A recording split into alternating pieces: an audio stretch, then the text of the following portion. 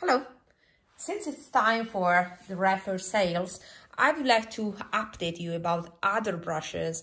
So you can always refer to my previous video where I talk about Rephr. That video is more or less from 1 year ago and my thoughts are the same with some updates. I find myself using this brush a lot, so this would be actually my top face recommendation. You know that I don't recommend Rephr face brushes for the reasons I explained in that video. But this one I would recommend it for different reasons. The top is very well bundled. You see how smooth and flat it is. And these are manually aligned. The fibers are manually aligned, so it's impressive. And being made of goat hair, it has that, I don't want to say stiffness, but density and resilience that you would need to spread cream products. The Daniel Sandler, that is a very liquid formula, but also the Armani, the Rare Beauty one, those liquidy blushes that are very popular now. So it is in my current brush rotation, and I don't have brushes that have a flat top like this that also are small. The diameter of this one that has a rounded flat head is a 2.5 centimeter. So it's very small for targeted blush application.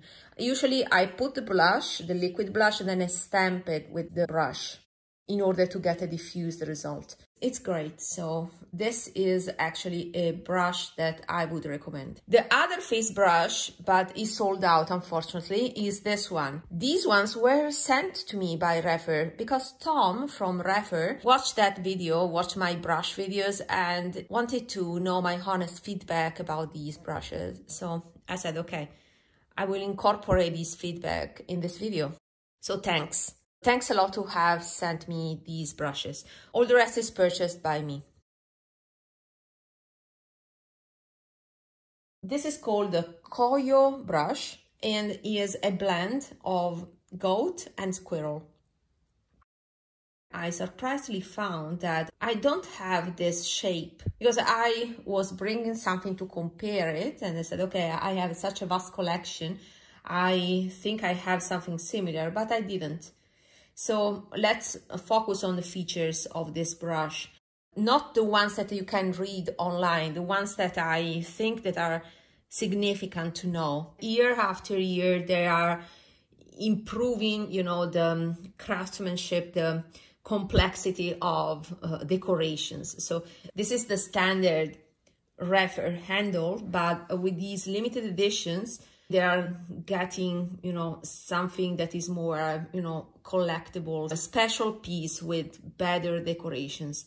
So years ago, it was much simpler. And now I'm happy to report that these are beautiful, decoration with the Maki technique. I can see the price in euro because it switches automatically to the European website. It's $159. But in the concept store is $99, a good price for this type of brush. I used to buy Hakuhodo in the past and it was much pricier than that. Usually around $120, $130, those type of annual Hakuhodo brushes, that is the price range. So at $99, that is, I believe, the price that you would pay for. I don't know if there's anybody that buys at the regular price. It's a reasonable price. The head is slanted, so it reminds me of, it's unfair, but practically the shape is this type, of shape that I usually use for application of foundation. And I have a video that is dedicated to this shape here. I can show you the thumbnail so you can search for it. So in that video, I explain why I like the versatility of this brush, but this is another type of brush, of course, because it's denser, is a synthetic, and is meant to apply foundation. But here we have the same, slanted type of surface, although, of course, given how airy is this brush, of course, you can't use it for foundation. Do not use it for foundation. You will end up damaging the fibers. The best way to use it is to blend powders. And I have a specific usage for this brush that is with Guerlain meteorites. Since it has this slanted surface, I don't get that the pearls get stuck into the head of the brush, because it's just a superficial, you know, type of swiping motion that you do when you use this brush. Instead, if you use a flat top, you do another type of movement like this, and you get the pearl stuck into the head. If it's a problem that you have found with your brush, let me know in the comments, because I always got that until I found this way of usage. And before using this, I was using a flatter brush, you know, those pinched like this one, blush brush, so that I could use it in the swipe motion like I'm using this. But this is kind of an hybrid between a flat brush, because a flat blush brush would be like this, you know, and you use the side part, so the swiping motion, right? But this is kind of an hybrid, because you use the swiping motion, but that again, you have some surface here to do kind of a buffing thing.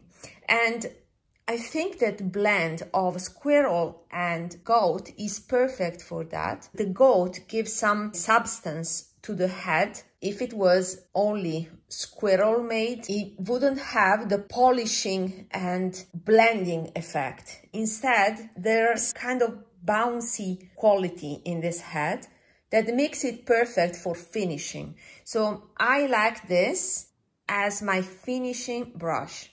For blush is too wide for my preferences. Compare this. This is my perfect blush size, because I'm very specific. Then it depends on your face, on your features. As you know, I have small features, but also I don't like to spread color all around without control. I like control and precision, also in my life. and therefore, I prefer smaller brushes to apply blush. Let's focus on the ferrule. I've noticed this, that is quite unique. I don't have other ferrules like this, because this is half pinched, but the other half is rounded. See? Pinched ferrule only on one side. I think it's a new thing. I haven't found it elsewhere. Let me see if I can show you this. So here, when you have the pinched ferrule, usually you have a flat arrangement of the hair. This side is flatter than this side. Here you have more rounded bundle, and also you have that the length gradually increases, right? So yeah, is very special type of head, I have to admit. The length gives give, right? So you have that you can bend a lot your brush compared to this part where the hair is shorter. You have the same modulation that you have for this type of brush with another usage, but you have the airness here and the density here. So it's very versatile. This is not a precise brush. That's why I like for all over type of products. So finishing powder is the product I like to pair it with. Then we have these type of brushes here. These are available. I don't like the fact that they sell it in sets. They're called Shodō brushes, and these are, see, Shodō 2, 3, and 0. So since there's a gap, I expect that in the future the Shodō number 1 will be released, right? Okay, I tried these. Out of these two are my favorite. So the 0 and the 2. But now you can't purchase them singularly. I hope that will be possible, because this is my favorite, the number 0, followed by number 2. And then, yeah, I don't care too much about this one, to be honest. If you like the blending brushes that are more candle type, then you will like this. But personally, it's not a shape that I prefer. It stays denser. The hair is packed, but then you have that the fibers, they look like they're not well bundled, but no, it's intentional. But you get kind of a dual fiber effect. But I find the stiffness of the head. So the blending process is not like a regular brush, but is more superficial. So you don't bend the entire head like I'm doing. I feel resistance by doing so. It's more of a surface. So actually, it's true that it's like a pen, because it seems that these are inspired by calligraphy brushes. But this pen, in this particular case, has a very wide section, a very wide point. So I cannot be specific. And if I want to blend the color, I prefer a regular blending brush. That's why this is not my, it's not my favorite. I like this type of pinched brushes with long hair, and you will see what I purchased myself in a minute. That is something that I truly appreciate. So you can imagine that this brush was right up on my alley, because it's kind of the brush number 1 that I don't have, because I have the 1 Max here. But this is softer. It doesn't have that stiffness of the point that I get in this brush. That is number 3. So it's like a regular pinched brush, but it's so airy at the top, so that is very easy to blend. So it's kind of a duo fiber, but here it's not a duo fiber, but it's just one fiber, that is the goat hair, arranged in a way that is amazing for blending. So I like to use this brush this way. I like the versatility of this brush, because I can place the color and then I can blend the color, but not in the traditional way like this, but with the side, because then you get usage of this different length of the fibers. They are kind of tapered, but also they spread like they are not correctly bundled, but it's not that. This is intentional, but I like the airiness that I get. Together with the firmness, you have a pinched brush, so it's firm at the base, and then there's this airy effect at the end. So it's a combination of both. It's quite unique. I prefer this compared to the other, because this, anyway, you can also use the traditional way. So if you don't want to use this way, you can use it traditionally, and you get a perfect result anyway. So you can use it as brush number 1, for example. That's why I like this, because it is unique, but it's very versatile in the way you want to use it. But to get the most of this unique and new bundle, I would recommend to use it in this way, using the side to blend, side and the point. Not this, but more like this. It's up to you if you want to commit on the set, but in case they will be sold individually, I would highly recommend this one. The closest thing that came to my mind when I saw for the first time these brushes is Takeda. I have an extensive video about my Takeda collection. You see here, you see the profile. So when I talked about Takeda, I said, okay, I was a little bit underwhelmed by the bundling, because you see all this hair here. And when I saw this, I said, okay, but this is not correctly, you know, bundled. But I don't know if it is a bad bundling or if it's a subtle, intentional dual fiber effect that now I see again with this brush. You see? So this is new, but not totally, because I have found this in the Takeda. You get my point. Now with the face brush like this, I have to say, I cannot get advantage of this type of disuniformity, let's say, in the edge with these fibers bundled this way. But with this, I can definitely see the higher blending power. I think because the surface involved in this type of irregular bundle is a lot compared to the entire head of the brush, while here is something more specific to the edge. Yeah, this is the most similar thing that I could find in my collection. I immediately thought about my Takeda brushes. Instead, if I want to compare them to calligraphy, well, this particular one doesn't remind me of any calligraphy brush. And then there's this one the number 2. This is nice, but again, a bit irregular to be used like this. So I would use it with swiping motion. I wouldn't use like a Rephr number 14, for example, that I don't have it here, but I would use it again with swiping motion, like you are using a pen. The same way I also use my Surratt. So let me compare it to this Surratt brush. This is the size S, and then I also have the size M. This is all squirrel, and because of this elongated shape, you see it's so floppy.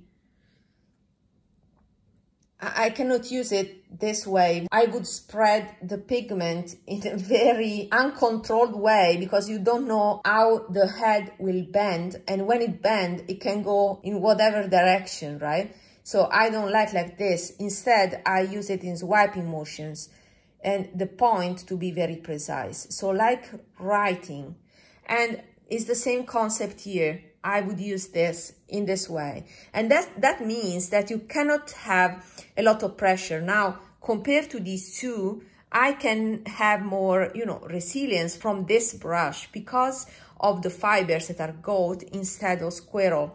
So this is truly for swiping and delicately depositing pigment. Since I use Japanese makeup the most, it's unbelievable, but I don't like the pairing of this with Japanese eyeshadows just because Japanese eyeshadows are weak in pigmentation. Therefore, I don't get anything on my eyes. Instead, I like to use these type of brushes when I have highly pigmented formulas.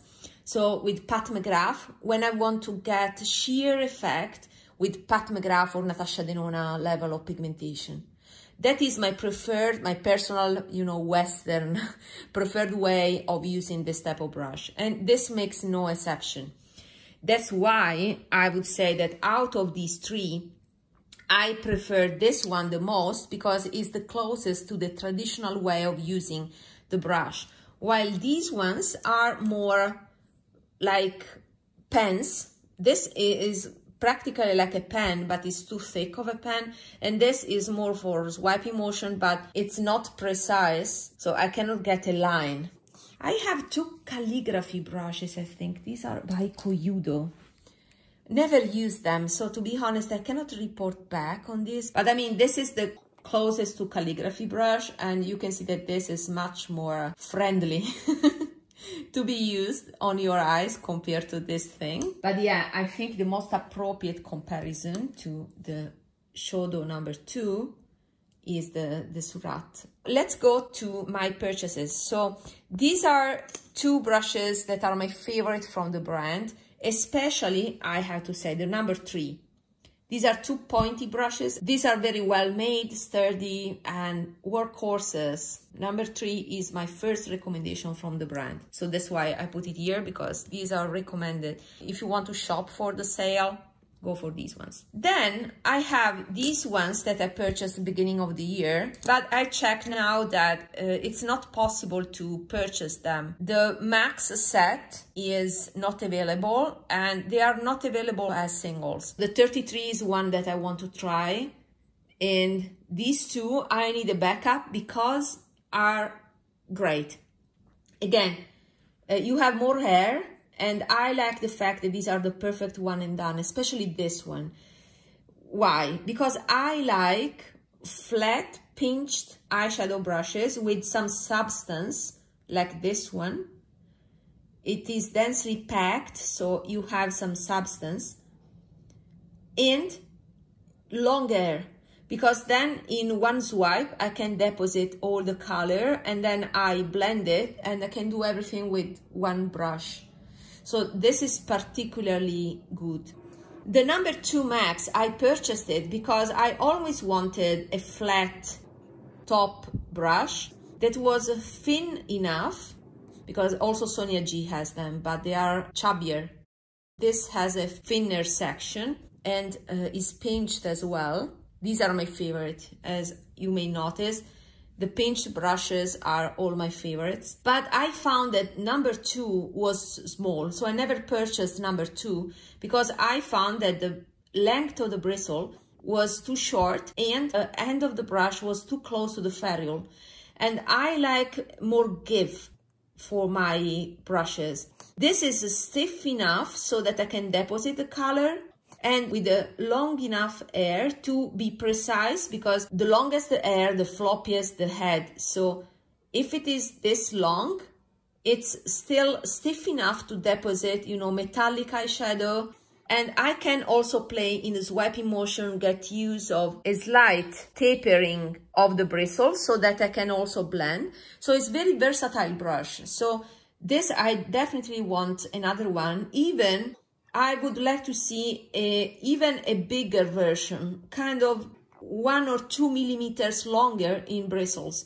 That would be my perfect brush, and I think it would surpass the number 1, because the number 1 is rounded, is less precise, it's more for blending, it's for one and done without precision. But this, that is flat, is even better, but would be even better for me to have longer hair, just slightly longer hair, to have the deposition with the right stiffness and the versatility of blending with the top. Amazing. So these two are definitely my favorite brushes by Rephr after the number 3. And that's why I wanted to record this update, because I was very impressed by my purchase. This, I brought it here because it's another example of Max. Yeah, there's nothing special, to be honest.